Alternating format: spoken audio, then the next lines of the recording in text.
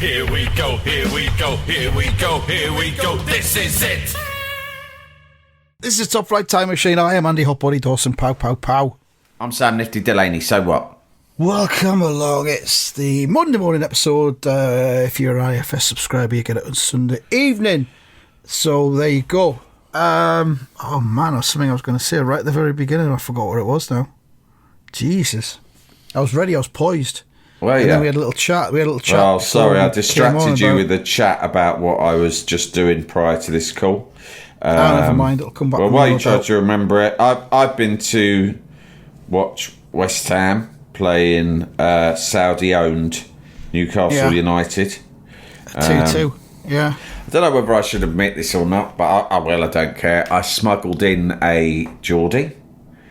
Did you? Well, he's sort of like a relative. He's a relative. He's actually the fiance of my niece, and like we're close. And he sorted me out. You mentioned him before, yeah. He sorted me out for things in the past. He's a good guy. He's a good guy. Yeah. He's a Geordie, but he's a good guy. Yeah. And so I said, all right then, I can sneak you in. What, like under your coat? Well, he's really tall, so it was difficult. But I just, I briefed him. I said, keep your mouth shut, keep your head down. And if I said, and believe me, if you stand up, if you stand up, I'm going to have to be the first one to hit you, because if not, it's all going to come back on me. So I will spark you, right? I won't. I'll just spark you immediately. That's just what's expected. Yeah. He understood, and so he, when they did score twice in quick succession in the second half, he kept his cool. So that was all right. I haven't done that in years, but I am doing it soon in a location that obviously I won't reveal, because you have to go deep cover. But later in the season, I will be doing that. But when I was younger, I used to do it all the time at fucking mad places like Tottenham and Chelsea, where it was like, fucking hell, it would always kick off. But when we were young, we'd just think, oh, well, I've got to go to the game. There's no way I can't go to the game. And so you just, whatever I wouldn't intentionally seek to go in the home end. But I would if that was the tickets you could get, that was the tickets you could get. But this is in the 90s, and it would be bedlam at Stamford Bridge and White Hart Lane all the time. But now football's a nicer, Premier League football at least. It's not like that. I was in the pub today, or I walked past the pub, and it was a sunny day, and outside one of the main pubs by the station, everyone's sitting, 95% West Ham, but there's 5% Newcastle fans in there. Just having a nice time. It wouldn't be like that if we were playing Tottenham or Chelsea, or probably any London club. But with most clubs that are non-London clubs, it's that's the way things are at football these days, which is better, especially when you take your kids. You don't want it to be all crazy all the time. I mean, yesterday we had Middlesbrough at home, which is obviously our derby match now, because Newcastle are in a different division, and it was pretty much a sellout. And I was driving into town, because I drive into town, park up in town, then walk across the bridge to the stadium. Nice. And as it was in a sellout, a higher level of traffic going into town, I just thought, because you were sitting there, you had to go to matches back then, away, whatever you had to go. And yesterday I was just thinking, fucking can't be bothered with this. Sitting in traffic to go to a football match. At my age.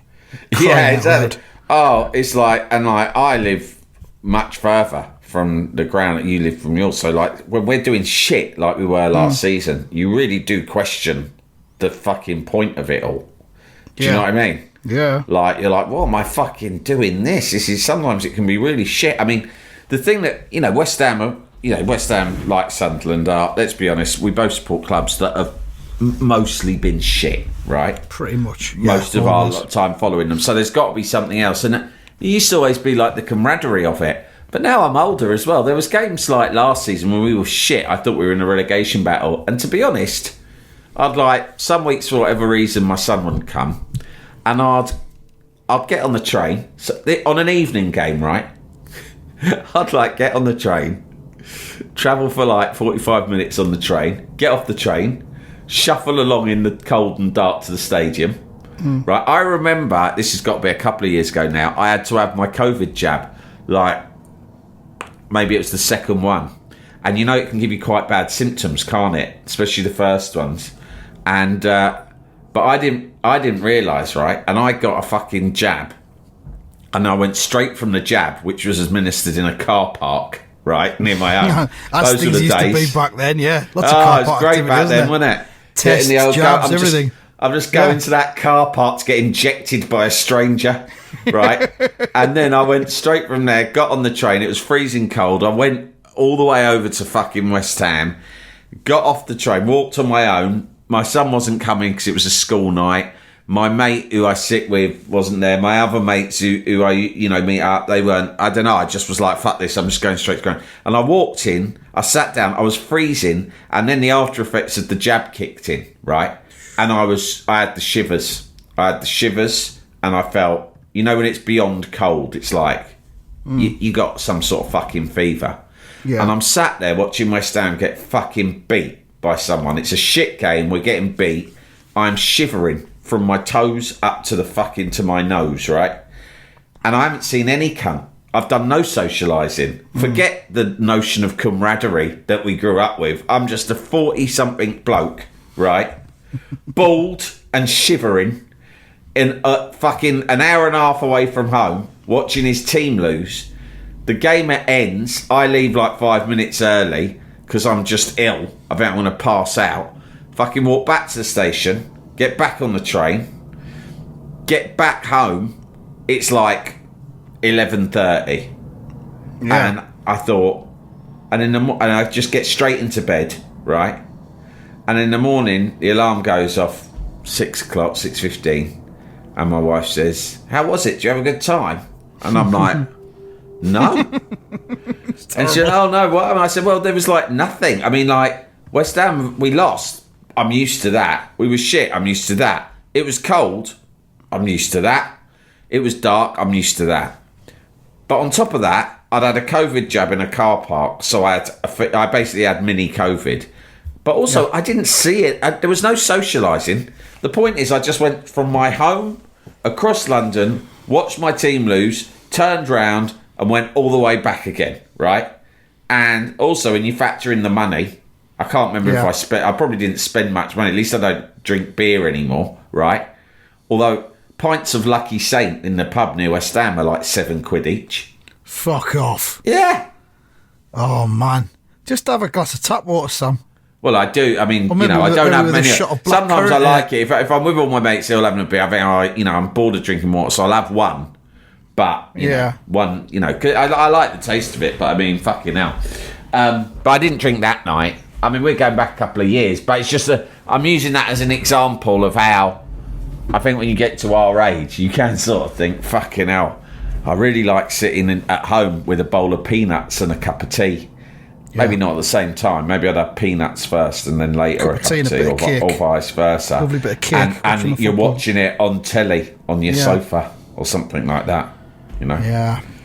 I mean, yesterday we had a midfielder sent off just before half time. Dan Neil, second yellow card. His second yellow card was for saying a swear word to the referee. Oh, fuck's sake. He did a swear and he had to go and sit in the dressing room for the rest of the game. Stop swearing. Why? Yeah. It's not nice. If you do it again, you have to leave the field of play. Those Fuck words off. aren't nice. Right, leave. They're just fucking words. What's the matter? You know what I'd say to the ref? I'd say, grow up, mate. Yeah. Fucking grow up. What are you, a fucking baby? You're going to fucking cry? So then we lost 4-0. It was 0-0. We're down 10 men. We lost 4-0. We left on 3-0. I'm not ashamed to say that. Nah, we walked out. Fuck it, yeah. I had to go to Leeds. I was in Leeds last night to watch New Order. So I had to get down to Leeds. So why am I going to dick around for any longer than necessary watching Sunderland getting fucking How long does it take to drive to Leeds? Hour and a half. Oh, that's not bad. It's a very nice drive, Was it good? It was brilliant. Absolutely brilliant. I've seen them about probably 12 times in my life. Yeah. And this was the first time that I'd gone with my daughter. So that was a really lovely thing. Oh, great. That must have been fun. So, she's got into them just through me playing them obsessively, kind of in the car over the years. And she's gradually got into them and then came along last night and it was just a lovely, lovely thing. That's 35 lovely. years since I first saw them.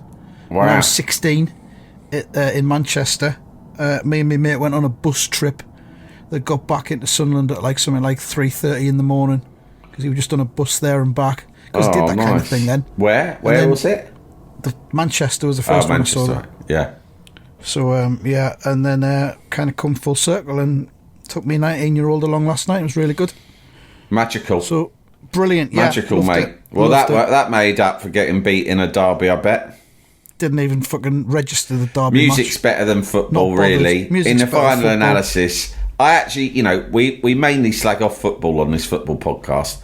I do like football. Like today, for instance, it was a great game. We went 1-0 up and looked like we were going to cruise it, right? Then suddenly they went 2-1 up and it looked like they were going to fucking hammer us because they went 2-1 up, but then carried on, coming close scoring. And we're like, fucking hell, what happened here? But then our sub comes on, who was our big money summer signing from Ajax. He comes on and scored just fucking thwacks. It's the only word for it. He thwacked it in from 20 yards in the last minute. And me and my son went absolutely fucking nuts, right? I mean, I don't think I've seen him, because when you're a kid as well, the big superstar striker that you signed from Ajax is like, you're so excited and you want it to be like Roy the Rovers. And that's exactly what happened. He came on, there was 15 minutes left. I thought we were fucked. He's come on, he's scored a fucking amazing equaliser. Everyone's gone mad. And you leave the ground feeling like we've seen an amazing game of football. Yeah. And things like that, a last-minute equaliser, so thrilling. It does remind you, okay, football can actually be good. This is what it's about, yeah. But if you had to choose, you'd have to choose music. I'm not saying that'll ever happen, but you might have to. You never know what's going to happen, Andy. We live in strange times. We live in strange times politically and socially. You don't know if someone's going to come to you one day in the future with a gun and say, make a choice, cunt. Music or football. They might be rude. What I'm saying is, what if Suella Benjamin is it Christopher Walken? No, it could be Suella Benjamin gets in charge and she has her death troopers. Suella Benjamin's death troopers that she'll send out. The music or football death troopers. Yeah, and she's like, first of all, people have to make a decision. There is too much decadence. Why? And there are many middle-aged men in this country who divide their spare time between football and music. And no wonder the economy's fucked. The economy's fucked. Half of them are just fucking podcasting and they're listening and they're going to see legacy bands or watching their local football club. Yeah, and it's ridiculous. We need to recover our productivity. So now the middle-aged men must choose. Choose one. Yeah. I'll be like, I'm choosing music. Next question. Music all day long. Thank you very much, Mrs. Benjamin. Am I still allowed to think about old football matches that I saw when I was younger? No! Yeah, exactly. I will, secretly. No, you're not. No, she might say no, but she can't stop me doing that. I bet you probably have some kind of memory wiping process. Some of my favourite football content is in my head. And I just remember things that happened when I was younger. Yeah, you play out imaginary matches in your head as well. I play imaginary matches. Yeah. And sometimes I remember historical imaginary matches. I'll remember a really good game that I imagined when I was 14. And I do a replay. Like a VHS compilation tape in your head of the best of. I might stick that on. I remember that season. Whoa. Do you know what? I remember the 91-92 season. That was a fucking cracker in my imagination. I'm going to go and have a look at that. Right. Are they imaginary players or are they real players? They're imaginary. Imaginary? Yeah. Yeah. I can see where Len's got the Leniverse football scene from. Yeah, he's got, Well, I mean, he denies it, but I told him about my imaginary football world. Oh, he nicked it. He didn't nick it, but I told him once that what I liked to do was think up football games, and he went, what, like West Ham winning the championship? I went, no, fuck that. I'd just think up my own team, and they've got their own name and their own players and their own history and their own rivals, and there's a whole fucking thing, and I've been at it since I was about 8 or 9, and I still do it now to get off to sleep at night. What do you think about that? And then next thing you know, he's taken it a step further, and then the Leniverse, well, we know, I mean, that can't be rivaled for like detail and extravagance. But I think I sort of sowed the seeds of it. He denies this. He's one of those kids who won't acknowledge that that his dad would have like helped him along the way towards one. Yeah, but that's all fine. His own thing. That's all right. fine. That's fine. Yeah. It's true most of the time. I do try and take credit for things where it's not due. I do that. Jalapeño. Here's a brief but annoying message to let you know that you wouldn't be hearing this brief but annoying message if you were a subscriber to our Iron Filing Society Patreon offering. For the price of a pint and a St Clement's each month, you can get up to 4 episodes a week, 9 months before the rest of the world gets them. Early access to regular episodes, lots of other marvellous benefits, and there's absolutely no adverts or brief but annoying messages like this that will get right on your ticks. Find out more and subscribe now at tftimemachine.com/ironfilings. Jalapeño.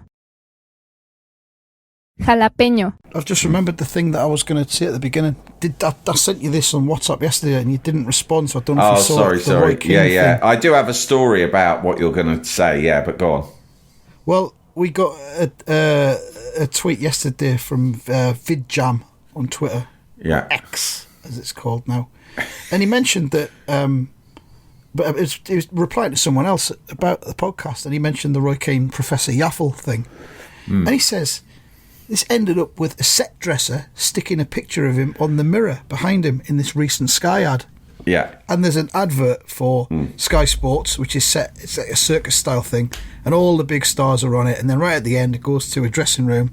I think it's Idris Elba, knocks on the dressing room door. Yeah. And Roy Keane's in there in clown makeup. And then... Not very visible at all. I had to like pause it and have a good proper peep at it and zoom in and stuff like that. I did a bit of zoom in wanking, and there is indeed next to Roy Keane on the mirror a picture of Professor Yaffle. Yeah, and this just blew my mind. I had no idea about this. Well, I actually knew about this, right? And for whatever reason, I hadn't mentioned it to you, and I hadn't mentioned it in the pod. But now we have, because I didn't want to... I thought, basically, right, there's a guy, a top bloke, and one of our oldest and most loyal cunters, right? Right. His name's Rob, right? Right. And one of the interesting... I know who he is because he weighed in on the conversation later on. So one of the interesting things about Rob, right, is that he was the first ever person... Many years ago, in the early days of this podcast, we invented a signal for cunters to identify themselves to each other in the wild, right? Yes. And that signal was a tap on the nose. The Iron Filing Society nose tap, yeah. Now, the first person to have ever given me the Iron Filing Society nose tap in the wild was Rob Welch, right? Right, okay. Because I was working at Talk Radio and he was working in the same organisation. And we were in the staff canteen, right? Up in the fucking mini shard, right? And I'm sitting there, I don't know, talking shit to a bunch of radio people, right? And I get a tap on the shoulder, and there's a geezer, he just gives me a nice little wink and a tap on the nose. And that was it, right? And I thought, I knew what it was, right? And everyone was like, what's that about? And I was like, don't worry. And I thought, this guy, he's proper IFS and he knows his stuff. And it was a thrill to have someone do that in the wild. So anyway, that was outside. He's always been in touch, and we've got to know each other. And he's a big supporter of the pod. And I'm sure he's spoken to you on Twitter and stuff. But I got to tell you, he's the big cheese over at Sky. It wasn't the set dresser's idea. It was his idea. He is responsible. He created that whole ad, the greatest show on earth. Right? That's his idea. He's the gaffer. He's the creative guru, right? Right. And he told me on the day that they were filming with Roy Keane that he was putting Roy Keane in it. And he said, and I'm going to stick a picture of Yaffle in the background. And then I thought, when I saw it, right, I didn't see Yaffle. And I was sure that Rob had said, you can't see it in the final edit, right? But maybe he said, oh, it's hard to see in the final edit. So I never looked. I sort of took some satisfaction in the fact that it had just been there on the day, and that unbeknownst to Roy Keane, the shadowy hand of Top Flight Time Machine had somehow infiltrated his real world. But I thought, oh, that's enough for me. But yeah, it was only this tweet yesterday where I realised, oh no, it's visible, and we have infiltrated the big budget marketing campaign of Sky Sports and Roy Keane. And I think that this is our greatest achievement since the fanny powder flag was waving during Janet Jackson's live performance at Glastonbury 2019. Yeah, it was 2019. I think it was really early on in the. It was, yeah, and it was story of Top Flight Time Machine. It was thrilling because it was the lads who did it were IFS division, Carlisle division of the IFS, and they turned up to that year's live show in Newcastle, and they brought us the flag, which I think I still have. I've still got the fanny powder flag. Did you take it? Did you? I couldn't remember what happened to it. They brought it to us in Newcastle, yeah. And that was a thrill. And when this podcast first started, there was lots of moments like that where you kind of thought, "Oh, this has got a little bit of a following now." But you know, I felt. But then we got jaded. I felt we hadn't had one in a while. But now this, we're fucking. This is one of the most shown ads of the year. Yeah. Well, Rob said himself. I said to him on Twitter, "Was this you, legend?" He said, "Of course." Roy was properly amazing. He said the real story of the shoot was me and him in his dressing room, where I had to ask him if he'd be a clown. Quite the exchange. Can you imagine that conversation? Fucking hell! Brilliant. No, Rob's a top I don't know if Rob and don't know if Rob watches us on the live video streams that we do, but if he wants to come on as a guest on the next one and talk us through that event, that would be brilliant. Yeah, that would be really amazing. But I was just thinking about it's that, nice when we infiltrate when we transcend the confines of our daft podcast, and very occasionally we sort of enter into the real world in some small way. It gives me immense satisfaction. And like you say, like look, those interactions with people where you're not expecting them. Like you were working at TalkSport, and Rob was there in a professional capacity, and like I took my kids this afternoon to go and see The Old Oak, the Ken Loach film that I'm in for 18 seconds. Neither of them were massively impressed, but that's why. Did they like the film, even if it wasn't? No, they didn't think it was that good.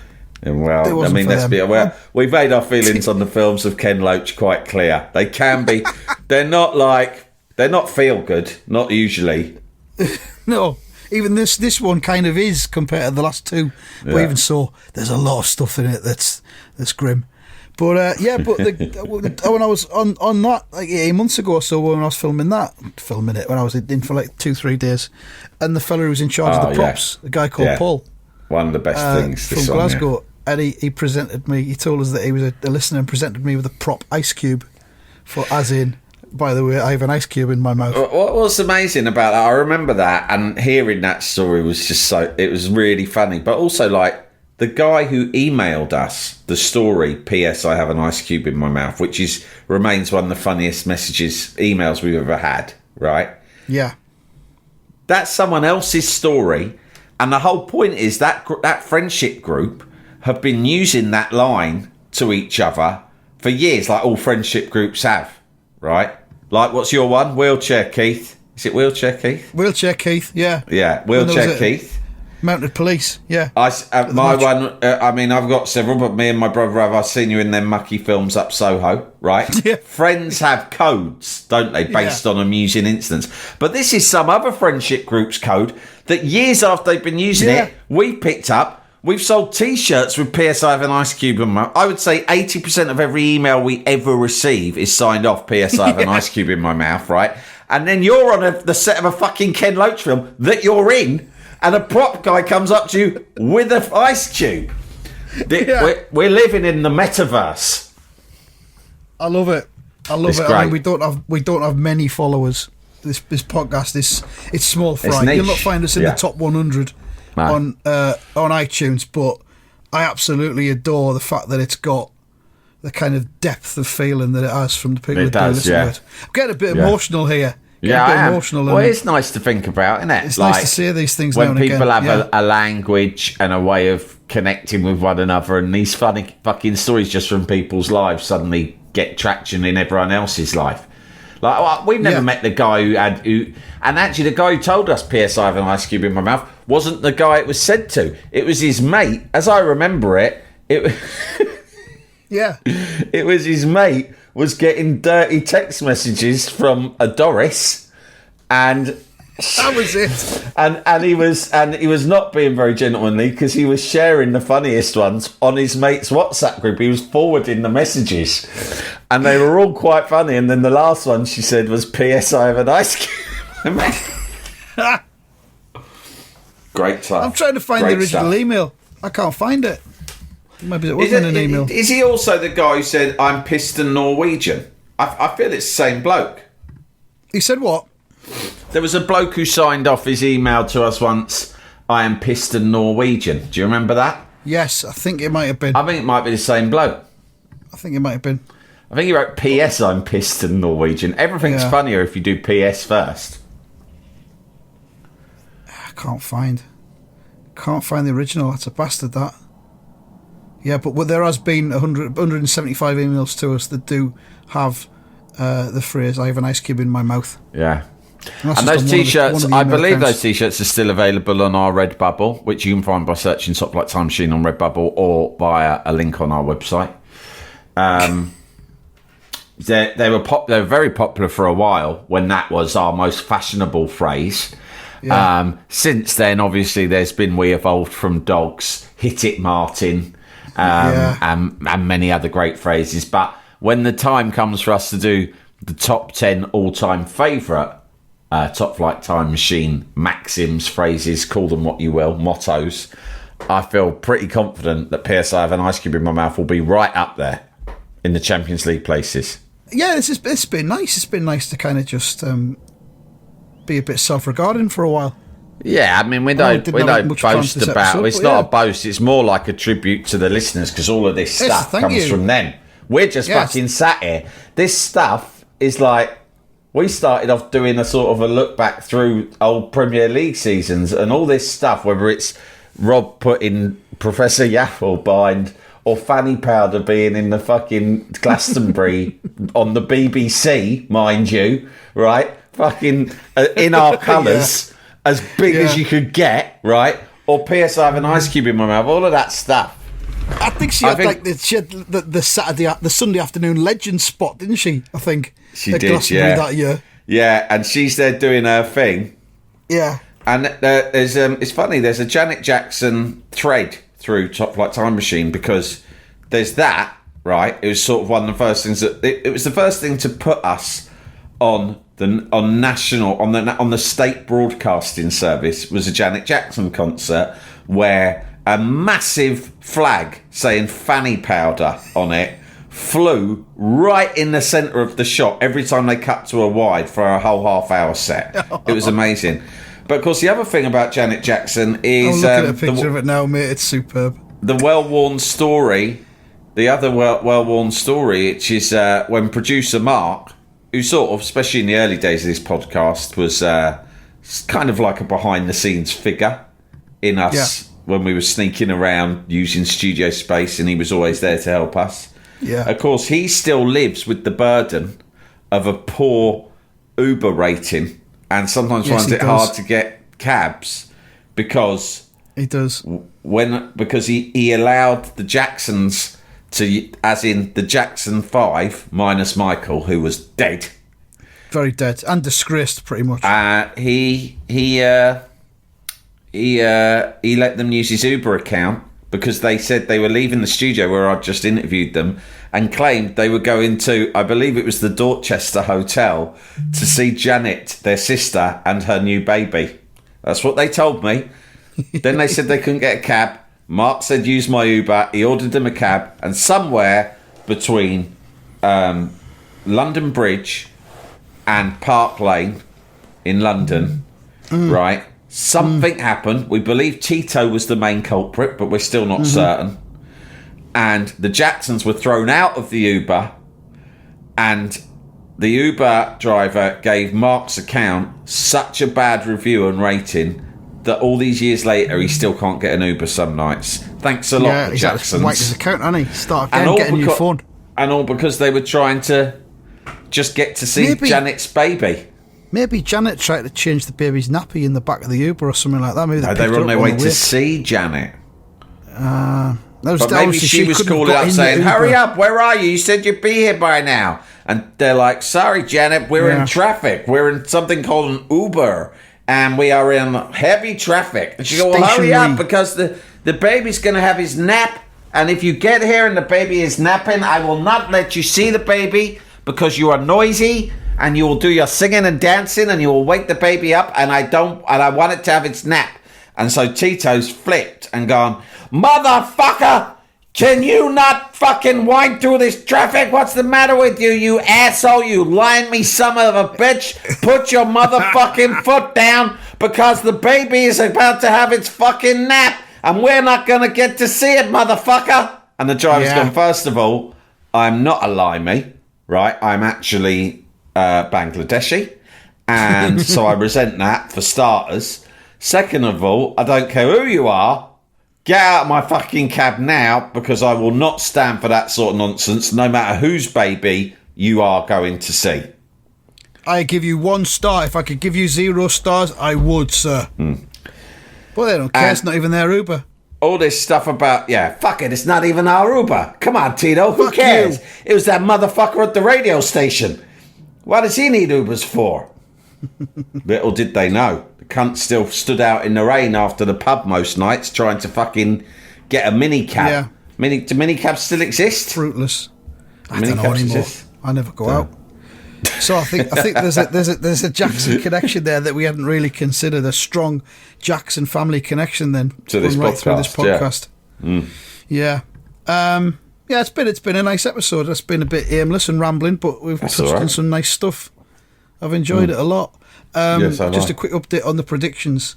I got 2 points and you and Results got nout. Did you predict? I thought you predicted, for some reason, predicted West Ham 2, Newcastle 2. I thought I had as well, but I didn't. I predicted 1-1. Oh, okay. So I got one of the points for that. So yeah, I'm on. You were on. Where's it gone? It was on the screen. Now it's disappeared again. You are on 22.